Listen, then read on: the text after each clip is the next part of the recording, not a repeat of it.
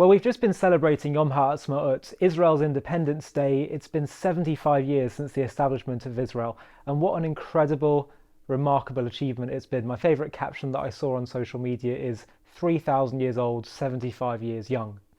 But of course, there's been a huge amount of suffering, pain, and loss that's occurred through the process of re-establishing the Jewish people's national homeland. And we acknowledge that through Yom HaZikaron, which is the day to honour the fallen soldiers of the Israel Defence Forces. But it's also a moment to reflect on those that have suffered through the hands of Israel's enemies and terrorists. And sadly, this is an all too present issue that the Jewish people and Israel has been facing. And of course, one of the most recent incidents that we heard of just a few days ago during the Passover holiday was the murder of Lucy Dee, who was mother and wife of Rabbi Leo Dee, and her two daughters, Maia and Rina Dee, who were also killed. And I want to speak about this for a moment. They are actually a British family which moved over to Israel about 10 years ago. And I wanted to read to you a short article, a short piece that Tali Dee wrote. She is one of the daughters of Rabbi Leo Dee and the late Lucy Dee. And the reason I want to read it to you is because it really touched me very deeply and very profoundly. And one thing that I find is that sometimes we hear about news stories and we see it, and there's a part of our brain that kind of doesn't really compute the tragedy that's occurred, or we might feel it for a second, but we can move on. But this is something that's changed her life forever. And I thought about this quite a bit when I was in Poland. When I went to see what had happened to, 1/3 of the Jewish people wiped out, and we kind of learn about the Holocaust and we think about it as statistics, and we're a bit detached from it in a sense. But when you're actually there and you see the personal stories and the piles of shoes and all the rest of it, it's suddenly, why am I suddenly having a much more emotional reaction? I already knew what occurred. What's the difference? It's because the human experience stares you in the face. And I think this article really did that for me here again, because you suddenly see the human impact. You feel it very deeply by listening to what Tali has to say. And so I want to read this to you because it's so important that we don't ever desensitize ourselves to this evil and protest against it and do everything we can to prevent it from occurring again, and to give our love and support to the Dee family. So let me read to you what she said. I remember myself standing at the siren, closing my eyes and shedding a tear over an emotional passage or a sad song. I've always connected to Memorial Day ceremonies. At least that's what I thought, that this is how you feel when you connect. But I never thought that it would be my family, the one for whom the ceremony was written. I see the pictures and the news around me in the slideshow at the ceremony, and it's still hard for me to digest that it's them, that it's me. For the last few days, I've felt sort of okay. We went out, Daddy, Karen, Yehuda, and I. We went to a restaurant, and they're bringing us the most delicious food, and I have the car anytime I want. And then suddenly I realise that things will never be good again. There is a black hole inside me, and it's there all the time. Even when things are good for me, they're not really good.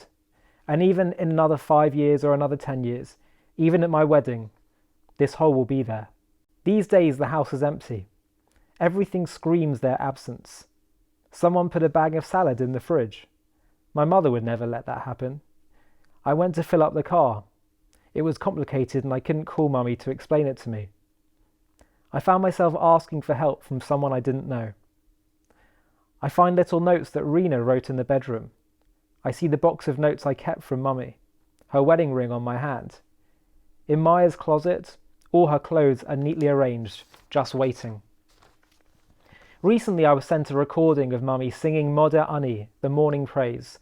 I thank you, living and enduring King, for you have returned my soul within me. But he did not return her soul, and that's all I have left. Her recording. How is it possible to understand that this is all I have left? I don't have Rina to talk to, or Maia to guide me, or Mummy to wake me up in the morning, to sing Moda Ani to me. I've always connected to Memorial Day ceremonies, at least that's what I thought, that this is how you feel when you connect. But nobody can relate to this pain, not really. It's impossible to understand what it is to lose a loved one without experiencing it. I've never had such emptiness as this. I never knew what loss was. I thought I understood, but I didn't understand. And even now I don't understand. I can't come to terms with the fact that this is truly my reality. From a family of 7, we became a family of 4. It's impossible to digest, and it's so scary to be so sad. I want to jump ahead, to press the fast forward button on my life, when all this will supposedly be behind me. I'm waiting for the day when I will think about Rina and about Maia and about Mummy, and I'll be able to breathe and not cry. But can that be? I know this pain will not go away, that it won't become easier for me. I've always connected to Memorial Day ceremonies. At least that's what I thought, that this is how you feel when you connect. And I always knew that the transition from Memorial Day to Independence Day was extreme but strong, full of power. And now I don't understand how it can be that Independence Day has arrived. I haven't the strength to celebrate. How do you make this transition from grief to joy? Rina was so excited about Independence Day. She was responsible for the flag march with her youth group girls in the ceremony, in front of the entire community. She shared the difficulties with us along the way, her concerns and her enthusiasm. But tomorrow I will come to the ceremony at my school, and they will talk about Rina there. Sometimes what happened to us hits me and then I can't function. And then at other times I'm sort of removed from it, not believing that this is really my life, and there is no solace for this. This hole cannot be fixed. These days it's hard to believe in the resurrection of the dead. Everyone continues, the sun carries on shining, and people post normal statuses about normal things. But I stay behind. I don't want photos that will document the fact that I'm growing up, but Maia and Rina aren't. In 3 years I'll be older than Maia. How is this even possible? Even people who have experienced loss have not experienced this triple loss at once. And I'm afraid of this loss, afraid of the longing, afraid of the sadness, afraid to give birth without my mother. I've always connected to Memorial Day ceremonies. At least that's what I thought, that this is how you feel when you connect.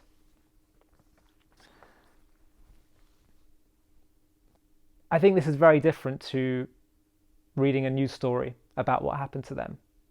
This is the human impact of this terrorism and this evil.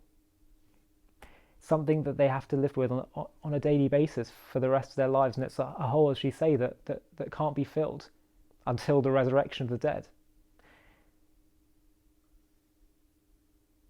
All we can really do from our perspective is, number one, offer our love and our support to the Dee family, and I encourage you to comment on this video, to send a message to them, and send your love and your support and your unity and solidarity with them.